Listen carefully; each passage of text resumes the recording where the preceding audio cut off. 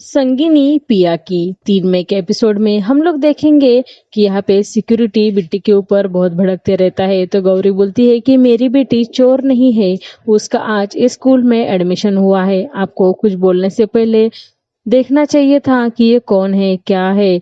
अगर आपको झूठ लग रहा है तो ऑफिस में जाके पूछो, ऐसा गौरी सिक्योरिटी को बोलती है। तो ये सब सुन के सिक्योरिटी को बहुत टेंशन आता है और वो दूसरे सिक्योरिटी को बोलता है कि तुम पहले इंक्वायरी करने का कौन है, क्या है, और तुमने मुझे बोल दिया, तुम्हारी वजह से मेरी भी नौकरी चली जाएगी, ऐसा वो सिक्योरिटी को बोलते रहता है।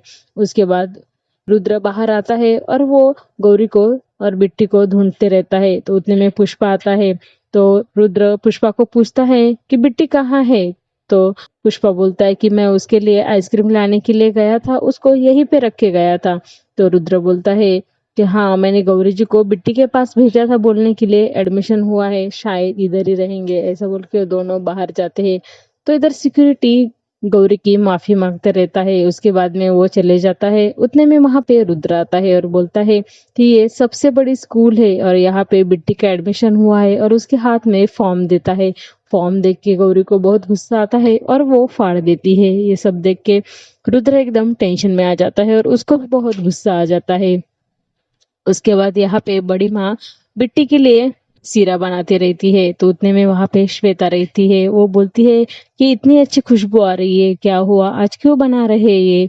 तो बड़ी माँ बोलती है कि गौरी और बिट्टी दोनों एडमिशन लेने के लिए गए हैं और बिट्टी का बहुत बड़ी स्कूल में एडमिशन होने वाला है, इसके लिए उस खुशी में मैं शीरा बना रही हूँ। तो श्वेता बोलती है कि तुमने पेड़े मंगाना चाहिए था।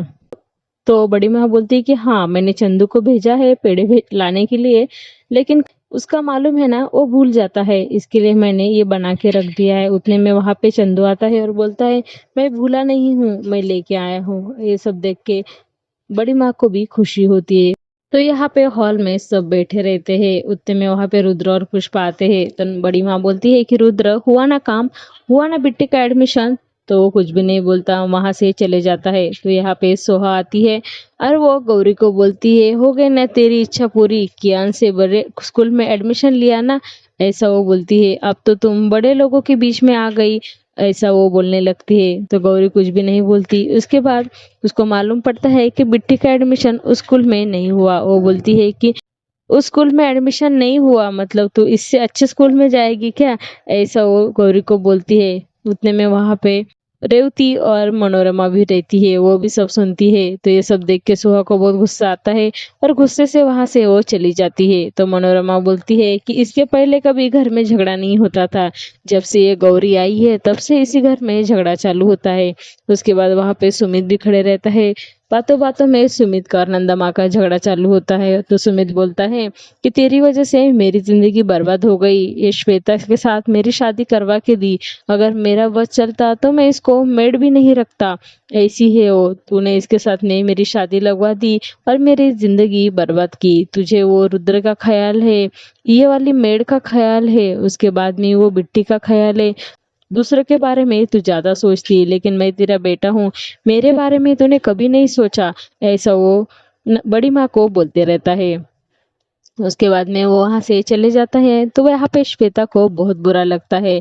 सब चले जाते हैं, श्वेता यहाँ पे रोते खड़ी रहती है। तो रेवती मनोरमा को बोलती है कि इसका हम फायदा उठाएंगे, हम श्वेता को प्यार से बात करेंगे और सुमित को भड़काएंगे, ऐसा वो बोलती रहती है। उसके बाद वो श्वेता के पास आती है, बोलती है कि तुझे मालूम है ना सुमित का दिमाग कैसा है, तू ज्यादा टेंशन मत ले, कभी कभी वो गुस्से में कुछ भी बोल देता है। तो श्वेता बोलती है हाँ ठीक है, मुझे बहुत काम है, ऐसा बोल के श्वेता वहां से निकल जाती है। तो यहाँ पे सुमित ने गौरी को जो भी बोला था वो सब सुन के गौरी को बहुत बुरा लगता है। वो उसके रूम में आती है और वही याद करती है। उतने में वहां पे बड़ी माँ आती है और वो बोलती है कि गौरी जो भी हुआ दिल पे मत ले, सुमित तेरे ऊपर गुस्सा नहीं है, वो मेरे ऊपर गुस्सा है, लेकिन वो उसका गुस्सा किसी के भी ऊपर निकलता है।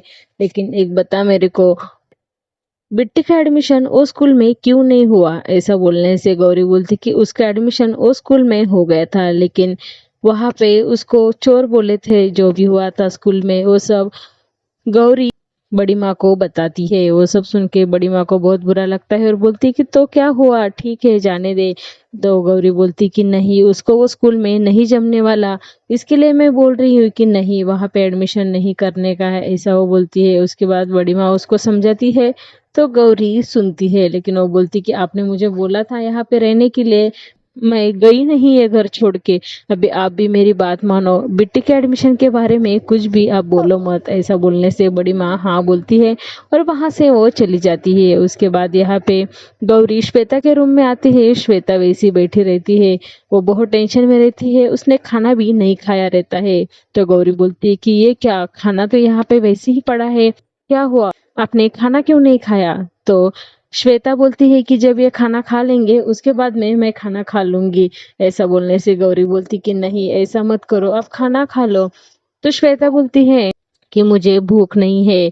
उसके बाद गौरी उसको समझाती है। वो बोलती है कि शादी के बाद जिस आदमी ने मेरी शक्ल भी नहीं देखी, उसके साथ मुझे पूरी जिंदगी जीना है। मैं उसी के सपने देख रही हूँ कि एक ना एक दिन सब सही हो जाएगा, इसी उम्मीद पे मैं जी रही हूँ। ऐसा वो गौरी को समझाती है।